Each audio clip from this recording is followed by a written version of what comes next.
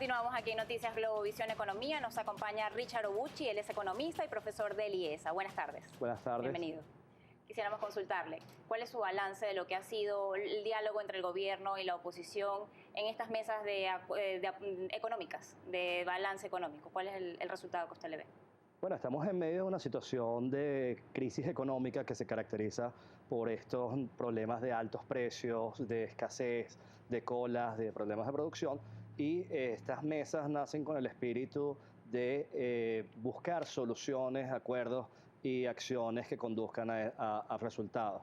Ahora, lo que ha pasado es que si bien se han dado avances en algunos sectores y con algunas empresas, todavía falta mucho por hacer, todavía faltan muchas medidas por plantear y resultados que acompañen la solución de estos problemas. ¿Cuáles son los avances que usted evalúa que se han dado hasta el momento? Bueno, yo creo que algunos sectores han tenido la oportunidad de tener una conversación con el gobierno y de introducir sus solicitudes específicas, sus planes, sus ideas, sus propuestas acerca de cómo se puede solventar estos problemas, no solamente los de la coyuntura, sino los del largo plazo. Y yo creo que sin duda eso es positivo. El asunto es que viene una etapa que debería ser de concreción, de lograr que estas ideas se transformen en acciones de políticas públicas y decisiones gubernamentales. Específicamente, ¿cuáles son las cosas que usted considera que deben concretarse para el correcto desenvolvimiento de la economía? Bueno, yo creo que por una parte es muy importante que el plan de medidas que va a adoptar el gobierno este año para corregir no solamente los desbalances macroeconómicos que han afectado el desenvolvimiento del mercado cambiario y el flujo de divisas y, por ejemplo, en particular el tema de la deuda Cadivi, sino también las medidas que van a contribuir a restituir los procesos productivos y generar más producción local, más producción en Venezuela y, por supuesto, contribuir a los problemas de abastecimiento. Usted habla del tema de las divisas. ¿Cómo evalúa usted lo que ha sido el manejo de la política cambiaria en el país en este año? Se introdujo el nuevo sistema de administración de divisas, SICAP II. Hay factores que se han regulado, se han catalogado, las categorías para adquirir divisas. ¿Cómo evalúa usted eso? ¿Eso ha ayudado a la economía? Bueno, yo creo que el primer paso que se dio, que fue la reforma de la ley de ilícitos cambiarios, fue una medida que era necesaria y que contribuye a darle un sustento legal diferente a lo que fue el periodo pasado. Sin embargo, estamos en un momento en el cual tenemos un sistema cambiario sumamente complejo, en el cual hay diferentes condiciones de acceso a 3 tipos de cambios oficiales, en donde la disponibilidad de divisas en SICAP I, en SICAP II y en CENCOEX no se conoce, o sea que es difícil evaluar cómo ha sido la naturaleza de la oferta y la demanda en ese mercado. Y a todas luces un sistema que todavía está en transición. Una de las dificultades es que esa transición en qué va a resultar y qué va a pasar finalmente es algo que todavía no sabemos porque no ha sido informado. ¿Y cuáles son las correcciones que usted cree que deben hacerse en esta materia? Algunos economistas, incluso el presidente de la Comisión de Finanzas de la Asamblea Nacional en su momento, Ricardo Sanguino, dijo que iban hacia algún momento el desmontaje de ese control de cambios que existe. Hoy ha sido como flexibilizado. Bueno, yo creo que la primera medida que se tiene que hacer es una de ámbito general, que es restituir la confianza en el desempeño económico del país. Al final, el problema que hay con las divisas es en parte un problema con el bolívar, es decir, un problema de credibilidad en nuestra propia moneda y eso ha conducido a una serie de problemas. Eso pasa en parte por la eliminación de este sistema de cambio múltiple, pero también por la corrección de los mecanismos de asignación, el cual se han caracterizado por una decisión administrativa en lugar de una que responda más adecuadamente a las necesidades de la economía. ¿Cómo debe ajustarse esto? Bueno, yo creo que eso apunta al desmontaje del sistema de controles, lo cual se tiene que hacer de forma ordenada y también en un ambiente en el cual se están tomando otras medidas económicas en otros ámbitos, medidas de estímulo a la producción, medidas de estímulo al crecimiento y, por supuesto, disciplina fiscal y monetaria de manera de contribuir a este grave problema que es la solución de la inflación. Se habla mucho de hacer eficaz las divisas que tiene el país. ¿Cómo se hacen eficaces esas divisas? Bueno, yo creo que no es haciendo lo mismo que se venía haciendo, porque al final el sistema de control de cambios, de los controles administrativos de las divisas, del flujo de divisas, comienza en 2003 y 10 años después estamos con un reconocimiento de los voceros oficiales de que este sistema ha generado problemas de todo tipo, no solamente en la asignación, sino en el uso de las divisas. Entonces yo creo que tenemos que apuntar a eliminar un mecanismo que ha generado estas distorsiones y sustituirlo por un sistema mucho más libre, un sistema como el que se está utilizando en casi todos los países del resto del mundo. ¿Usted cree que el tema de las fiscalizaciones ha dado resultados, el resultado esperado? Efectivamente, habían distorsiones en la economía, se veían, pero ¿las fiscalizaciones han contribuido a disminuir esas distorsiones? Bueno, el tema de la fiscalización yo creo que es una función permanente del gobierno, es decir, en todos sus ámbitos, si hay leyes, tiene que haber una capacidad de actuación para poder verificar que no se estén cometiendo infracciones. Ahora, eso tiene que estar acompañado por un aparato institucional que también permita que estas fiscalizaciones se lleguen a cabo de una forma balanceada, de una forma equilibrada y, por supuesto, que al final respondan a las necesidades del país en el sentido de contribuir a la solución de los problemas para los cuales fueron creados estos mecanismos. En este sentido, el tema de los precios que estamos sufriendo todos los venezolanos y que estamos en niveles muy elevados, pues no ha sido controlado. O sea que esa medida no es suficiente y hace falta tomar medidas de correcciones en la economía real. ¿Cómo hacer que el aparato productivo vuelva a arrancar? Bueno, eso pasa por invertir y para invertir se tienen que crear condiciones para la inversión.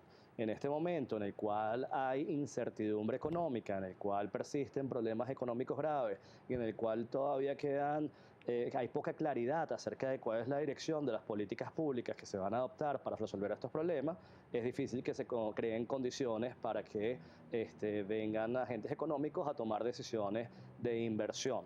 Eso es una parte. La otra parte es que, aún teniendo los recursos, hace falta servicios públicos de calidad, hace falta acceso a insumos, a materia prima, hace falta seguridad y hace falta una serie de condiciones. Por lo tanto, todo apunta a tener un plan integral, un plan coherente, un plan que se vaya ejecutando de forma ordenada en el tiempo.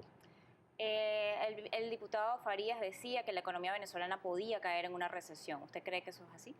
Bueno, yo creo que no hace falta leer las estadísticas oficiales para tener la sensación de que la economía venezolana está enfrentando graves dificultades. Cuando estamos viendo empresas que están teniendo dificultades para operar y para producir, cuando existe una crisis de materia prima y de insumos, cuando hay un deterioro de las condiciones para producir, pues obviamente eso se va a reflejar en los números de los sectores claves de la economía, en el sector manufactura, en el sector construcción, en el sector de comercio, en el sector de servicios. El inicio que ha hecho el Estado de pagos a ciertos sectores, empresas de las pequeñas y medianas industrias, a líneas aéreas, ¿es un paso adelante en esta situación para solventarla? Es un paso, lo que yo creo que es importante es que esto no solamente sea un paso, sino que forme parte de una secuencia de acciones que se anuncie con claridad a los actores involucrados y al país, porque al final, para generar confianza es indispensable que haya transparencia y claridad acerca de cómo va a ser el manejo de este tema tan importante como es el pago de divisas que fueron aprobadas el año pasado y que todavía no han sido asignadas a muchos de las empresas que los requirieron y que legítimamente tomaron decisiones de producción en esa base. Hablando con él ahorita vamos a conversar sobre el tema del empleo joven. Las cifras del INE reflejaron una caída en el empleo en el mes de abril. ¿Qué opina usted de esta propuesta que ha hecho el presidente Nicolás Maduro de llevar por la vía habilitante lo que es la ley del primer empleo? Inicialmente hubo una propuesta de esta ley hace unos años y fue llevada a la Asamblea Nacional, hubo algún consenso y ahora la retoma el presidente para sacarla por la vía habilitante. ¿Qué cree usted? Bueno, yo creo que sin duda alguna cualquier iniciativa que favorezca el empleo tiene que ser bienvenida. ¿Cuál es la naturaleza de los mecanismos y de las acciones que se van a tomar para que mediante esta ley se promueva el empleo? Pues es un tema que se discutirá cuando se conozcan los contenidos de esta ley. Lo que es seguro es que en Venezuela, en materia de empleo, tenemos por lo menos dos graves problemas. Uno, el tema de que una buena parte de la población que está ocupada, que es cerca del 40%, un poco más del 40%, se encuentra en condiciones de informalidad, lo cual significa que no está amparada bajo esta ley ni las que se aprueben en materia laboral, porque precisamente por definición de eso se trata la informalidad. Y lo segundo tiene que ver acerca del tema del ingreso, que por supuesto es una propiedad muy importante del empleo. Y en ese sentido, en este año los venezolanos han sufrido un problema en su ingreso real, producto de la inflación y producto de la disminución de las actividades económicas. Y yo creo que para abordar el tema del empleo, no solamente se trata de generar iniciativas para los jóvenes, sino de también crear oportunidades de empleos reales mediante el fortalecimiento de la economía. ¿Cómo debería motivarse al empresario, a quien puede brindar un trabajo, una plaza de trabajo, para que entre por esta ley y haga las cosas que se habían planteado en ese momento? En la propuesta que conocíamos de unos años atrás, se hablaba de destinar por lo menos el 30% de la nómina a las personas entre 15 y 25 años de edad, para Bueno, darles oportunidad para que tuvieran su primer empleo. yo creo que sin duda hay muchas experiencias exitosas en varios países del mundo que han tenido mecanismos para favorecer la entrada de los jóvenes. Por ejemplo, los programas de aprendices en los cuales las personas no solamente pueden tener la experiencia de un primer empleo, sino que pueden contribuir al aprendizaje de un oficio haciendo el entrenamiento dentro de las mismas empresas. También el tema de generar horarios flexibles y adecuados, lo cual ahorita es más difícil con las condiciones que establece la Ley Orgánica del Trabajo. Ahora, lo más importante, la verdad, es que más allá de cuotas numéricas, las cuales no han probado ser muy exitosas ni en Venezuela ni en el mundo, porque introduce una poca flexibilidad para adaptarse a esto e incluso puede tener efectos contraproducentes, lo más importante es que haya más plazas de trabajo. Y si hay más posibilidades, solamente si se están expandiendo las actividades económicas, es que va a haber más oportunidades, no solamente para los jóvenes, sino para que todos los que consiguen un empleo puedan obtener una buena remuneración. Hasta hace un año el problema siempre estaba en que la mayor parte de los empleos que se estaban creando estaban en el sector comercio y no en las actividades productivas donde se preparan a las personas para el trabajo como tal y para un oficio, que no sea solo el comercio. Eso es una precarización del empleo. ¿Cómo se haría con esta ley para impulsar un empleo de calidad? Bueno, una de las dramas que está pasando con el tema del empleo es que no necesariamente la gente, los jóvenes pueden trabajar para las cosas, los oficios para los cuales estudiaron, porque precisamente las oportunidades de empleo se han generado en el sector gobierno, en el sector comercio y en otros sectores no necesariamente vinculados con la producción. El año pasado tuvimos un muy mal desempeño económico del sector manufactura que decreció, y al igual que el sector construcción, dos de los sectores que más alto impacto tienen en el empleo. Y entonces eso ha generado un cambio en la naturaleza de la estructura de la economía, un cambio que no ha resultado positivo en el sentido de que no está generando no está contribuyendo a la solución de varios de los problemas fundamentales que enfrenta el país. ¿Eso es producto de la falta de inversión del sector privado?